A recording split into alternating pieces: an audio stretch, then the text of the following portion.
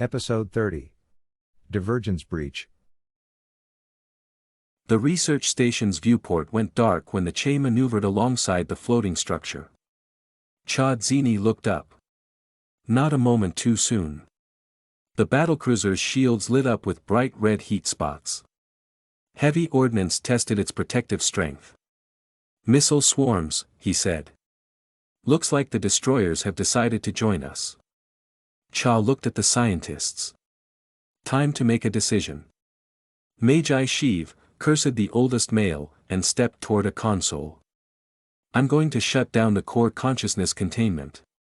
The Marine closest to him aimed at the man, but Cha called him off.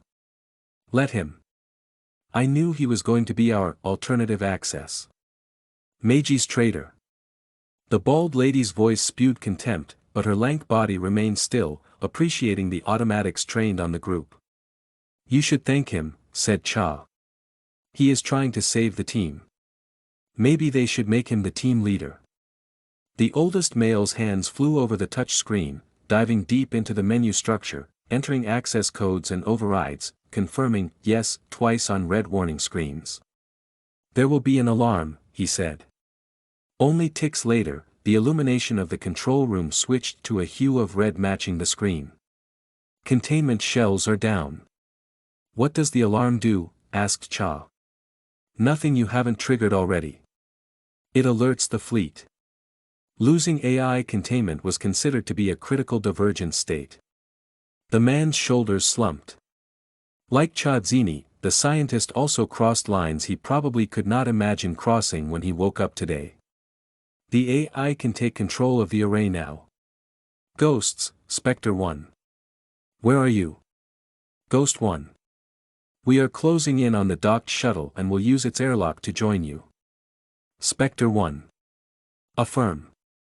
Use best speed, things are getting hot out there." Another glance through the viewports confirmed the Che's shields shining bright. None of the human-made vessels could penetrate the Boehmer cruiser's protective layer, but soon the task force would look for other targets, like the research station itself. Maybe even the sphere drive array. Would the fleet consider incapacitating it, risking losing their functional technological marvel before seeing it dragged away by intruders? The control room airlock access hissed open. 3 remnant cores entered. The scientists tensed at the sight of full-body isonomy, used to helpless core consciousnesses laboring in their secure system at their pleasure and call. Dzeeny was fairly certain that petty revenge was not an innate behavior of the intelligent machines. Fairly. Not 100%. "Ghosts. Glad you made it. Connect with local systems and upload target locations for our new friends. Spectre 1, Wraith here. What's the status? Are they firing up the sphere drive array?" Remnant scans show no change in energy output. But they show the Totfage having joined the task force. "We need to leave." The Che's sister ship had arrived, and would end their blockade by force. The strip beam she carried could destroy the Che within a few passes. "Spectre 1.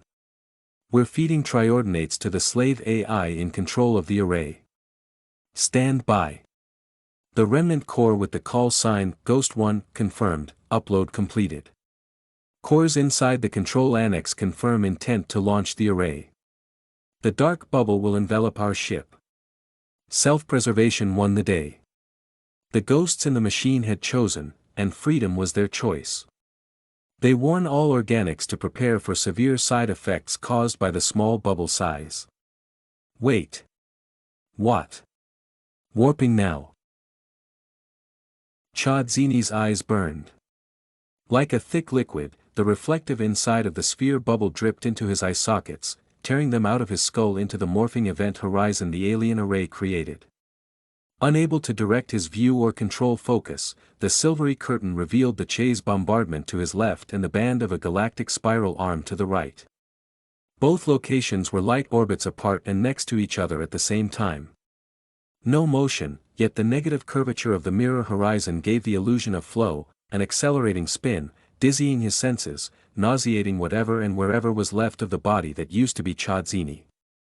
He would beg for it to stop, but his thoughts crawled to a halt, forming a droplet of a plea, turning viscous, almost falling, but never separating. He saw his wide-open eyeball above, the event horizon folding back on its helpless observer, bending light, space, time beyond their natural limits.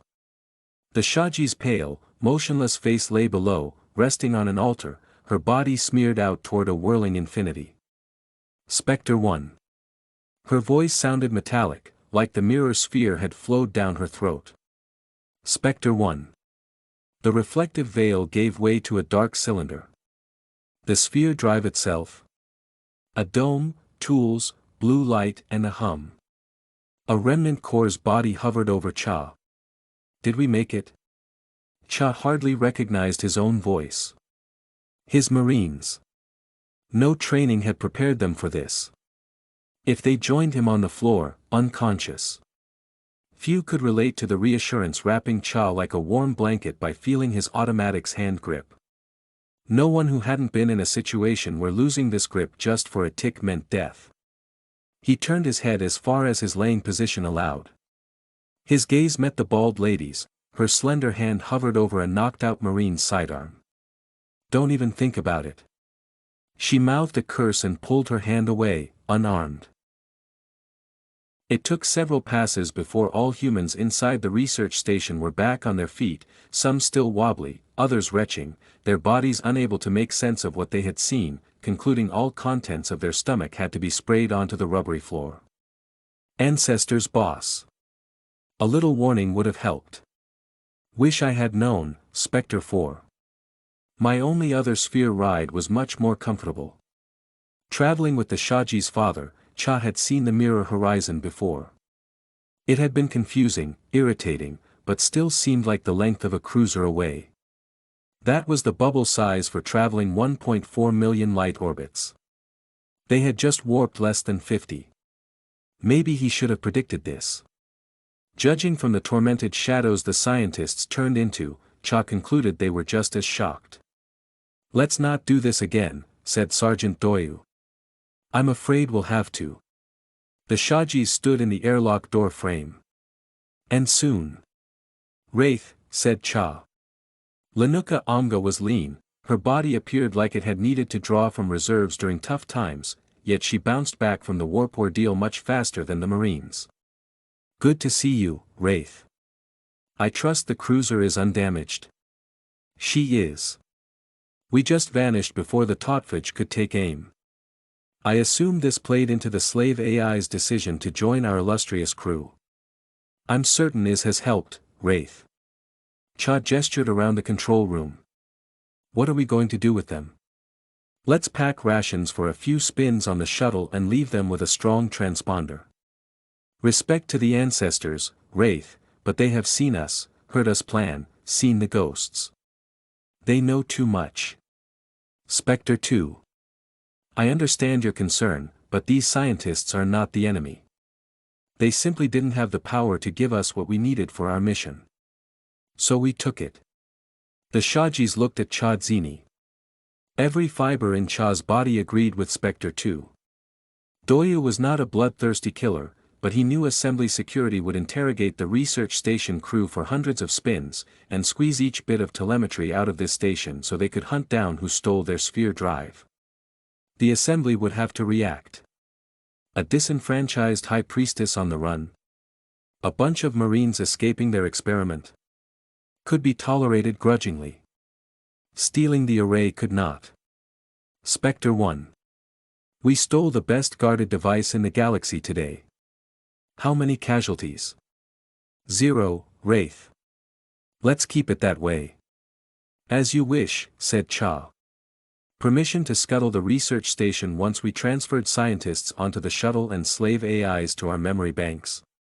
We left many clues here, and I'm certain there are continuous recordings. Good idea. Blast it when we're done. It was a half measure, but it would have to do. However, the Assembly's unleashed fury promised a more hostile galaxy for their banished group. If they ever returned.